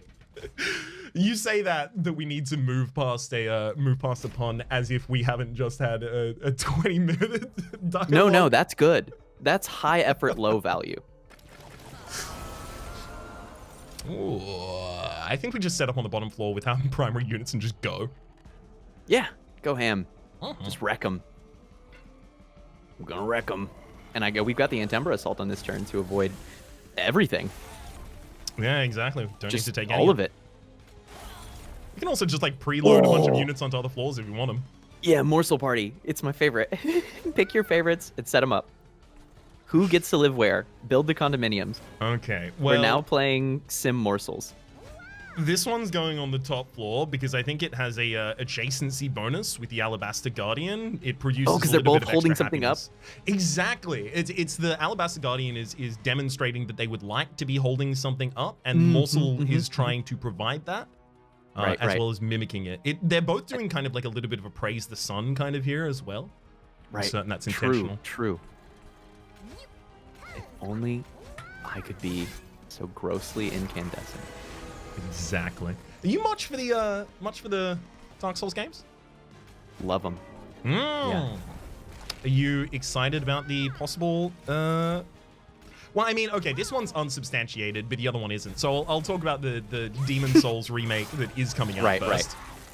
Which is cool because I actually never played. So I say love them. I need to make it clear. I'm not proposing in this moment that I'm like an ultra fan of these games and I know everything, because frankly, I too have watched Vati Vidya, and wow, there's so much that I could know. Should I invest the time to do it? I did not play Demon Souls. I played Dark Souls 1 and I really liked it. I started Dark Souls 2 and it seemed like a video game. I probably would have enjoyed it in some world. I played Dark Souls 3 on stream and it was great. I loved Dark Souls 3. I think Bloodborne is one of the best games ever. It's just really good. I could not agree more.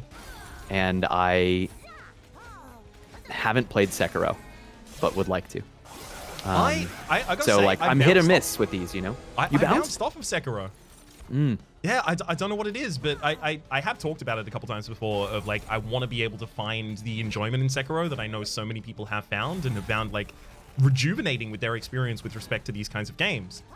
Because it definitely is not necessarily a worn format, but when you're engaging in it consistently, it can feel that way, certainly. Sure. It's seen the rounds. I've found a lot of very useful information people have given me to, okay, I think you might enjoy it better. Should you have done this? Should you have done this instead? Maybe approach it in this way. And I haven't yet done my due diligence of actually going and doing those things. I think I could definitely get into it if I gave myself the time. But I'm similar in that I have not played Demon Souls. I would very, very much relish the opportunity to, but more than that, I'd relish the opportunity to finally play Bloodborne on PC. Yeah. Oh, is that the thing that's a maybe? That's the thing that's a maybe. A lot of people are speculating at the moment that a re-release of it may be around the corner. There was more official information this time, I think, that made me actually perk up my ears and go, oh, hang on, though. Also, I will quickly talk. While we were having that sideline, I played a furnace tap that resulted in me having to ignore all of the remaining blights. My plan there was that I was going to outscale the boss and kill them before the end of the fight. Didn't end up happening. Doesn't always. But it won't matter for this run. Oh yeah, not at all. But it's a good point. And if we came in on low health, you can like never make that play, right? For sure. I don't care about any of this. Yeah, I'm good to skip. There was a world where I was really excited for this Transcend Imp, but that world just didn't happen. Yeah. Maybe if we had Endless on one of the Rage Imps and then we were constantly doing Endless on the Transcend Imp afterwards and just like resummoning it and getting some buffs out of it, but not in this situation. Want more free removals? Yeah. Probably. I mean, the Cavern is decent too. Cavern's not awful. Yeah. There are a couple things I'd like to dupe, naturally. Furnace Tap doesn't come to mind because I wouldn't be able to play the second one, but... For now. That's true. But what if? There are some specific relics that could make that possible for us. I'm leaning a little bit more towards the double removal still and just continuing to barrel down. That's my leaning too. Cool. It's money, which means more trinkets. I've explained it a lot of the times using this kind of metric of if you have a 100-card deck and you remove one, you removed 1% effective of the deck. If you have a 10-card deck and you remove one, you remove 10% of the deck. And as a result, it's demonstrative of the scaling value of each additional removal. So when I'm going heavy on removals early, like we just did in the previous lines, oftentimes I'll just be like, yep, this is the most valuable space. I don't care about its accompaniments. I just care about the removal. All right, so what are we actually looking for the removals this time? Well, you suggested that it might be Shade Splitters here. And it depends. How long are we going to want to support the Shadow Eater? Right. And that's something that I was thinking about in the 15 seconds since we were talking about this last, and definitely not days. And I think that there's a world where we actually carry Shadow Eater as far as the Seraph fight. Which sounds weird, but the reasoning is that while we can stack up a fair amount of damage buffer on our other Gorge unit, if they're getting thwacked by 3 or 4 units a turn, it's not going to stack up very well into the Seraph, right? Yeah. And so Shadow Eater might be a real kind of sink for hits on the way there. You're not wrong, especially because we'll have the Shade Wings in the backline as well, so they've got the multi-strike themselves. And we're not going to be upgrading this vent at this point. Like, it's probably not going to happen. We've got most of the upgrades that we really want, except for maybe cost removals on a couple of the Shade Splitters. Interestingly, over the last 15 seconds, and definitely not a couple of days between the last time we discussed it, I have started to feel like, the Shadow Eater actually needs to stay in this deck, and I want to cut, like, Vent and the Fledglings. Yeah. I like that plan, actually, a lot. I think I would rather create a morsel than a Fledgling Imp at this point, for sure. I think I'm going to cut the Vent before the Fledgling just because of the Antumbras to remove the Fledgling itself. Sure. Would we be willing to then also pay for more removal here? Is that ever correct? I thought we had a Merchant of Trinkets that we were... No, we don't have a Merchant... Oh, we do have a Merchant of Trinkets. Well, there's always the one, right? Yeah, because it's 8th. There's the Unstable Vortex on that side. The Unstable Vortex actually pairs with the extra gold as well as the Merchant of Magic for the reduction of cost on the Shade Splitters, so we can play that after the Furnace Tap. That's pretty nice. At that point, we would get 1 removal of a Fledgling Imp and what? 1 Splitter? Yeah, Fledgling and Splitter probably. That's pretty good. And we've got 3 prisms that are out along with the 2 units. We're basically only drawing Shade Splitter, Antumbra, Furnace Tap, March of Shields. That's our whole draw. That's pretty slick. Actually, ooh, it's a deck. We're a double draw Herzl's Compound deck as well. So 1, 2, 3, 4, 5, 6. There are only 6 cards that actually cycle into our deck. We might want a 7th. We might actually draft one more card just so that we can feel like we're doing something. Yeah. Yeah. Hey, but there's lots of cards that we could find that we might take a one-off of, like utility kind of stuff, right? Oh, definitely. Definitely they're out there. Is there ever a position where you take like a late Wrathful just so that you have extra armor on your backliner? Like, definitely not here with the Crucible Warden, but is there that position? Like, do you usually hybridize Wrathful with Reaper, or do you hybridize it with Brawler? It's actually usually the other way around. I usually have Wrathful, and then instead of going triple Wrathful, I take a Brawler for a double hit, or I take a Reaper to scale damage just a little bit more. Just because one level of Wrathful by the end game is so little armor that it feels... Unless the Rage is also doing something incredible, right? Yep. Like with the ranged brutes, I don't think the one-off Wrathful late game is impactful enough most of the time. Fair. Totally fair. We've got the 20 kill armor. these? We've got 20 armor emblem though, and the Gilded Wings in the front line have 180 with that. So we'd effectively need the Furnace Tap out before we can actually do anything. But then again, we have 15 cards, 3 turns until the first line gets to the top floor. We'll have it. And then once we start getting it, then we'll really get it. We should do it. We're gonna get some relics. This is sweet. So I had a... Go ahead. I am ready for it. I do not know what relics are on our wish list, though. I kind of like being surprised in this game sometimes. I mean, I love going to the compendium and thinking about it, but you can have some really creative moments when you just kind of open up the store with no expectations. Definitely. Say, aha, look at that. This game is so funny. We've been talking about the power of Umbra to do such weird things with the Ember Drain cards. And I actually had that run on Sunday where I was going in on Perils and a double stacked Immortal trade. Ooh. And you know where this is going, don't you? Yes, straight to the Seraph.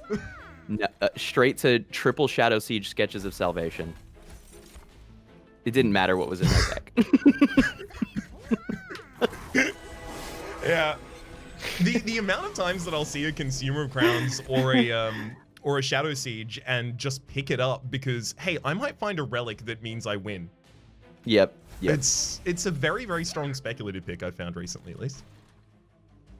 Yeah, I think I'm starting to understand something that I am talking about a lot in Slay the Spire is, okay, can I make a speculative pick here, right? A great example is, can I take this Catalyst in Act 1? I don't have any poison yet. And the answer is maybe. Actually, Silent, I have so many thoughts about Silent, but that's for another episode. I've been learning a lot about Silent. And so it's a hard thing. Basically, the real answer is you can make as speculative of a pick as how strong you are. If you're really, really strong already, you can get super speculative. If you're not strong, you might need to do the current need. Yep.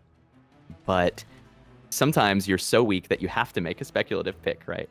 And this game has some interestingly similar moments.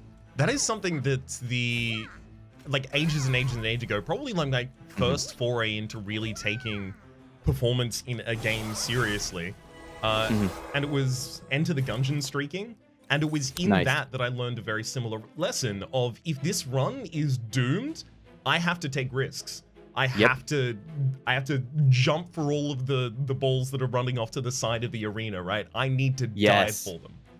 Because right now I lose 100% of the time. Yes. So I might as well take the 80% risk. Absolutely. Yeah, Perils of Production, we've talked about it, but that's an Umbra card that I think you can just pick. Yeah. Because the worst case is you never use it, and the best case is it defines your deck. It is the worst case that you never use it, because even with just one, because the Ember Drain on it is 2, I find it's not that hard to use. Also, obviously... you just put it on a morsel. Put it on morsels, exactly. Right, but it's then a pretty low impact card. It's pretty low. If you're not converting that energy into something meaningful, it's just like a couple rage, right? Mm-hmm. So I guess that's what I mean. You'll be able to use it. It just might not feel that impactful when you do. Right. But most of the time, you end up finding a way to use it because it breaks some curve for you. Yeah, it also really helps that Umbra has so many of their rare cards are X costs. So you often have something you can invest it in after the Daedalus fight or Will you pull that up in the compendium? Because it blows my mind, actually. Sure. If you go compendium and go X cost cards, you can see just how wild this is. We've got 2 Hellhorned, 1 Awoken, 1 Stygian. There's like 1 or 2 Melting Remnant. And then there's... Yeah, the Melting Remnants are at the very end, and then the randoms. Well, Melting Remnant has Wax and Spike. Mm-hmm. And then we go back to the Umbra with their 6. They have more X cost than all of the other classes combined. It's incredible. You really can plan for X cost with Umbra. Yep. They're just so damn good at utilizing that extra energy. I like just hard pass. Nothing we need here. Unless we get endless on the fledge. Even then, it's not really worth it. Yeah, I don't know. Like another March of Shields. Yeah, this feels skippy, right? Speaking of X cost, but we don't ever use that. Blazing Bolts, you're so late. It is extremely late. However, adds the upgraded version to the discard. We could double cost reduce it, play it every single turn for 90 damage to the front line reliably. It's true. It's true. Gemtrove is also not entirely awful here. Yeah, that might... Honestly, I'm looking at it and I'm thinking... Is that our pick? It lets us scale even more damage, and it would let us potentially either remove or not worry about Shade Splitters. I think we're kind of tunneling on wanting to pick something too, and it's possible that the answer is we just don't need these cards, right? That is true, but we are already kind of locked in terms of our path to going to an area that has an unstable vortex as well as Merchant of Magic. We could go to the other one, but the other one doesn't really provide us any benefit. What does it do? It gives us a dupe. We could like dupe Alloy. Yeah. Dupe Furnace Tap. And then never play it. and never play it. Unless we get like a real nice Merchant of Trinkets that gives us some effect. And that's kind of wild. I kind of like this Gemtrove, all right. Yeah, I mean, is that so many morsels that we can't even play them though? So if we were to draw 2 Umbra Assaults every single turn, we're not necessarily going to get kills with each of them, but we might. Let's at least guarantee that we get 2 morsels from that, right? The top floor has 4 extra spaces. The bottom floor has 2 extra spaces, so we have 6 morsel spaces total, including the space prisms involved. So 2 generated from this, 1 generated from a Shade Splitter, and then 3 from a Gemtrove would not be an unlikely turn. And then we're just like not playing Furnace Tap for a couple cycles? Oh, no, exactly. You're right. Furnace Tap is the reason we don't do that, because we have to cost reduce the Shade Splitters, because we can't play anything that has a cost. Honestly, skip and cost reduce the Shade Splitters, remove the one that's not. Yeah. And call that game, you know? You're right. I totally forgot that we were going with the whole Ember Drain plan. No, it's all good. Oh. It's just wild. Hey, you want to build a real large floor? Oh my gosh, wait. This wing clipping is kind of funny. It also lets us maybe play Alloy multiple times. And Furnace Tap. What if we took Furnace Tap and wing clippings and Hell banners, it's just 2 morsels played and we can play Furnace Tap again. Oh my gosh. That's actually so good. We should totally do it. Draw 1. Yeah. That's so good. We're going to be able to play one of our cards that we're drawing 2 times a turn. Yep. And then now we go get our 2 cost reductions and bada bing, bada boom. We also have some more money here too. Ooh, are you thinking about consume removal? No, we cost reduce the... Well, we've got wing clippings is kind of consume removal. How much money do we have with this? Is this bounty 75? Sorry, is the bounty 75? There's some money on the floor. That'll be 75. Over there in the corner. We could. But even with the consume removal, we would need 1 more energy after that as well to be able to play it. I don't think it's worth. I think we're just taking 2 Shade Splitters down to nothing. Okay. So that they're consistent to play. Yeah. How about a permafrost on the the Furnace Tap. It's either that or a removal here. Right. Let's go resolve our removal first, right? Because that's always happening on this. That's a fledgling, and I think it's the one other Shade Splitter, right? Yeah. Yeah, and then we might as well put Permafrost. We might as well. I mean, what else are we gonna do, right? Do we put it on? It's got to be Furnace Tap, right? Yeah. Yeah. Especially for the possibility of playing the second one in the second cycle. I like this trinket bar right now. That is a beefy bar. This is very much like the morsel run bar. Like, save the one that gives all morsels 1 damage shield. We pretty much have all of it. Oh man, we got Hell's Abandoned Banners. Umbra earlier too. Hell's Banners is a soft morsel synergy as well. Well, hard. Yeah, I hadn't thought about that before, actually. I hadn't thought about that before, because they are units. I always really think of them as spells that take pips, right? Like, kind of like druids have to wave a stick around when they cast their spells. It's like, the cost of this spell is capacity. Especially because they're considered not units, or rather Rally only considers non-morsel units. Right. It does feel like this is a little weird that they let you do this, but I'll take it. I'll take it. Yeah. I'm not gonna send it back. Okay. Should we set up the Shadow Eater on the second floor so we have the ability to I think proactive? So. Yeah. I think so. Yeah, it needs the alloy. Ooh, we keep that one. Yeah, and that one. It's beginning. Oh, and we're about to get some card draw too. You want to see if we keep it?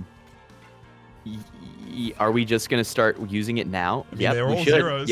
Yep. Sure. Throw it out there. All right, it begins. Fingers crossed. Yay! Yes, let's go. He's gonna be so beefy. Oh man, if only we had Intuit QuickBooks. This is gonna be so mean. I think we can probably kill Seraph in like 3 turns. Yes. We may want to actually let this Shadow Eater die so we can get more Slay triggers with the Hornbreaker, so that we can do that. Are we gonna have enough damage buffer for it? Yes, because of what this deck makes. Like, we can fully fill this row every turn, basically. Yes. Incredible. All right. Let me kill that because it's just stopping 35 damage right now. Oh yeah. Don't mind me. Just going to generate all of this. Not kill either of these intentionally. Maybe kill off one of our own units here. Like, kill off... You know what we can do? We can stack morsels on other rows just to bait the Seraph. But I don't want the Seraph to go to other floors. True. The True. We just get to sit here, I guess. We just get to hang out. Exactly. We usually want it to go to other floors. So usually you'll want a 2-floor plan here, so it'll split its melee weakness between 2 different floors, and you don't have it stacked too high, so you don't lose them. But with the damage shield, we just nullify all of that consideration. Furnace Tap is so good. The second one didn't go... Oh, wait. Is this... I played it 2 times and it's still here? Did it preserve We're doing it again. Yeah, it preserved again. We grow larger. Don't stop now. Only embiggen. Continue embiggening. I think that were this a higher covenant, this Shadow Eater was the right play. I believe that there is a place where we needed this because there's more units or something. Yeah. But sure does look like our prince up here is prepared to do about 6,000 damage. The morsels in front of the prince are getting kills. They're not dazed. Why are They're they not dazed? They're not dazed, Rhapsody. We're not getting any slays yet. I've got to somehow summon minions for the enemy so that I can hit them. They can just go least. behind it. We just put them behind the prince. Oh yeah. I know. It's true. It's just true. That's so funny. I wonder how many slays we've missed. Like 4, probably. We'd be at like. I think the majority of them were eaten by the Crucible Warden. For the Crucible Warden? Yeah, maybe like only 2. Mm-hmm. Sneaky Crucible. Just looking at the Seraph's health that turn. We appear to be fairly strong, yeah. Oh, no, slightly. I think it's possible that we might be powerful. I'm I'm contemplating this. Tell me if you come up with any solution to it. Yeah. And while you consider that, I'm just going to kill the Sarah. Yeah, and then we'll see if we're strong. How much damage are we? Is that a times 7? Yeah. GG, Rhapsody. GG, Good Teak. run. Let me just The quickly... power of C1. Oh yeah, slow it down. Normal. Oh, look at that. You know, I've never noticed that the Gilded Wing has... It's almost like it's like a fencing move that they do. Mm-hmm. It's not really a slash so much as a thrust. They are very elegant in many ways. I would really relish the opportunity to play as the Winged as a clan. I know everyone's talking about that from pretty much early on in this game, and then the conversation got revitalized as soon as the modding was included in the last update, the Herzl's Workshop. Yeah. I'd relish the opportunity to play as them, not because, I mean, they're in the game, they have animations and such, but just because they look so damn cool. They do. They do. Oh. Well, that was a great start. And I liked it because my typical C25 win is the 40 card special. You know, it's just like, it's full of redundant value. It's got a ton of options. It's got like the 3 priority units. And this was like around ring 4. We knew where we were going. Yeah. And we just whittled it down to a draw the full deck every turn. I don't do that very often at Higher Covenant, especially with 2 extra blights, with the 4 extra cards. You know what I mean? While we have the opportunity to, it is a joy to be able to capitalize on that. But yeah, 100%. it will be so hard to do that in the C25s. In my C25s, the thinnest decks I run are just decks that have a huge amount of draws, so they are effectively thinned by that. Well, GG Tick. I'm gonna go over here, and as is customary on this channel, I'm gonna pull up the run summary screen and generate a shareable challenge that will be at the top of the description down below. If you would like to also have a go at this run yourself, maybe Time make some 8 hours. decisions. Yep. Ignore that. It was all completed. We within have the same been day. here for many years. How long would you say the runs take in this game? Oh, say a solid work day, probably. I mean, well, I started one back in 2002, and I'm expecting to finish it sometime before Doomsday. So, I'm figuring that my first run will be ended by the heat death of the universe. That's about the zone I'm aiming for. I mean, it'll be a great run. We've got the Promise Washing Protect, that is going to be at the top of the description down below. Hey, hey, Teak. Hey, Raps. I know that you've played games similar to this before, right? I can confirm that. So like a Monster Train, like a Slay the Spire, Yeah. The games in this kind of like broad emerging reformed genre of deck Whatever building they call roguelikes. this. Yes. Now, I'm trying to figure out whether this is supposed to follow the trend of the improv bits at the end of the last, in which case, like, we need to go down to, like, we went to subatomic, maybe, and now we need to go to maybe this universes is the that chance make for a new tradition. Exactly. You know? This Because is it's kind of, it's a different series too. It's the same series, but different game. Exactly. It can be a complete reset in that fashion. So, Teak, if you were to play games like that, and of course, a broad variety of other games that share broad kind of cultural trends with them, typically indies, often roguelikes. Yeah, really modern new those. indie roguelites like Final Fantasy Tactics. Hey, That's you right. say that, but I know that your like list of 6 games in rotation, 6, 5? I know It's your 6 games, right now. It's too many games. Yeah, it's I too know many your games. list of games in rotation, and all of them, save one, are new roguelikes. Am I missing It's true. No, it's true. Noita, I would consider definitely a rogue. Risk of Rain 2, Hades, Monster Train, Slay the Spire, and Spelunky 2. Yeah, those are all rogues. Yep, we rogue this year. That's right. And all Absolutely. indies as well. True.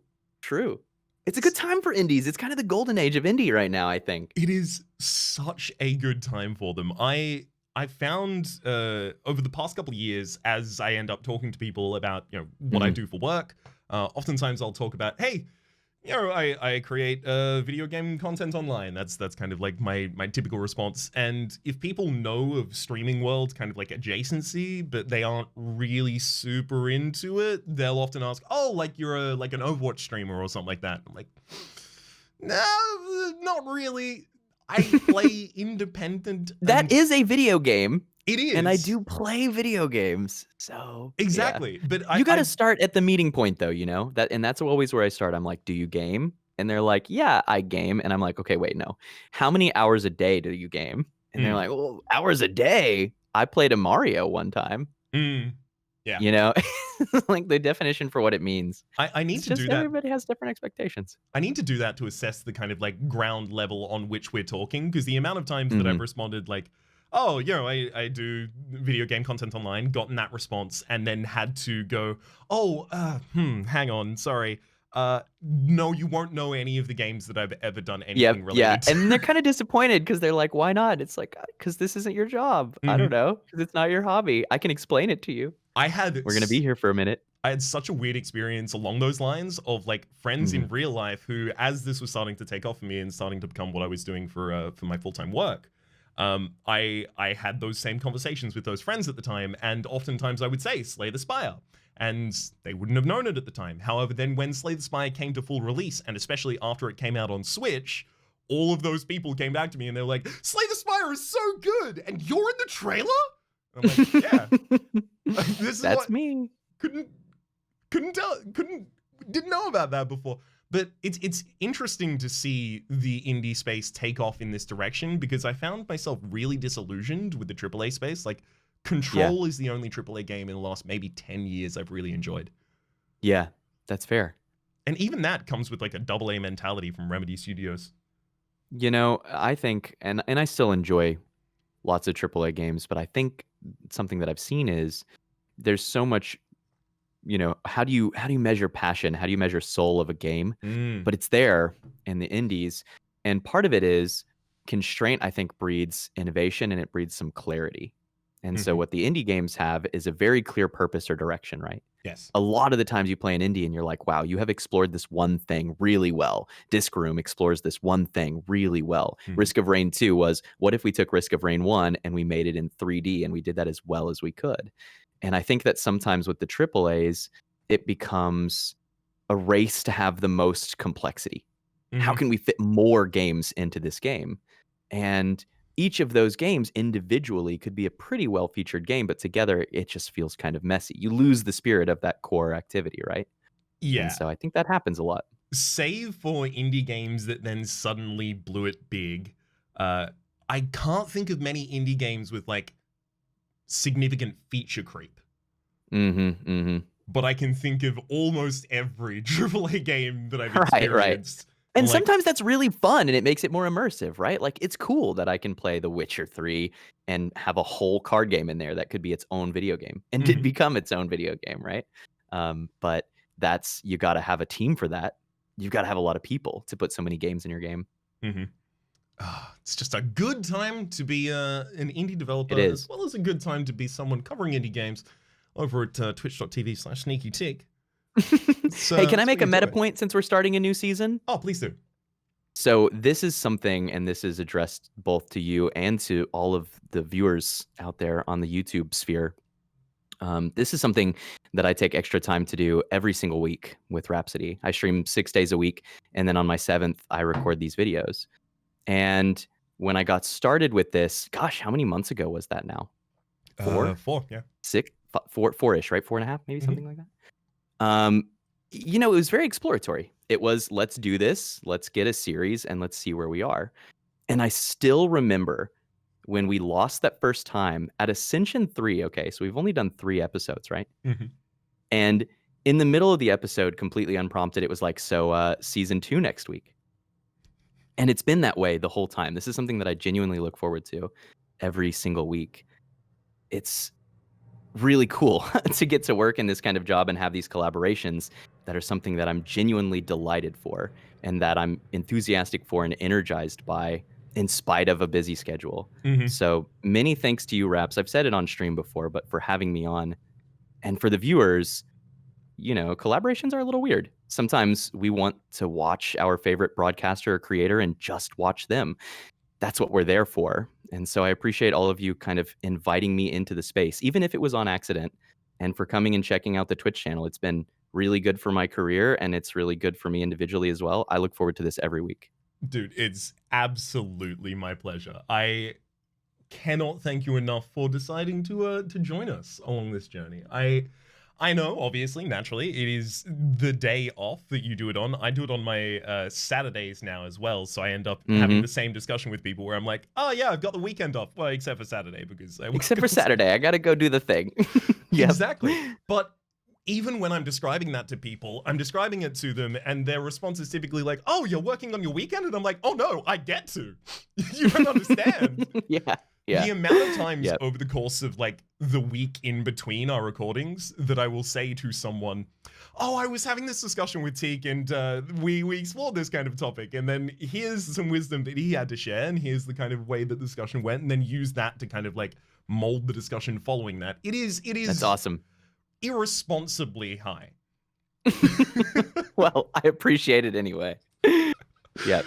This series is going to be great. I'm stoked, and I think we have good ideas about how, to keep it spicy week to week. So I'm super thrilled for this series. Could not agree more. That again, twitch.tv/sneakyteak. You can find that in the description down below, as well as the link to the YouTube channel that you might be a bit disillusioned from uploading to, but it will be linked down there still anyway. There will also be the Ladder Streak playlist, and I'll probably make a separate as well as an additional playlist to put the Monster Train streak for the Ladder Streak in. Until next week, though, for the moment, my name's been Rhapsody, his name's been sneakyteak. Hopefully you've been enjoying yourselves, and hopefully we'll see you next time.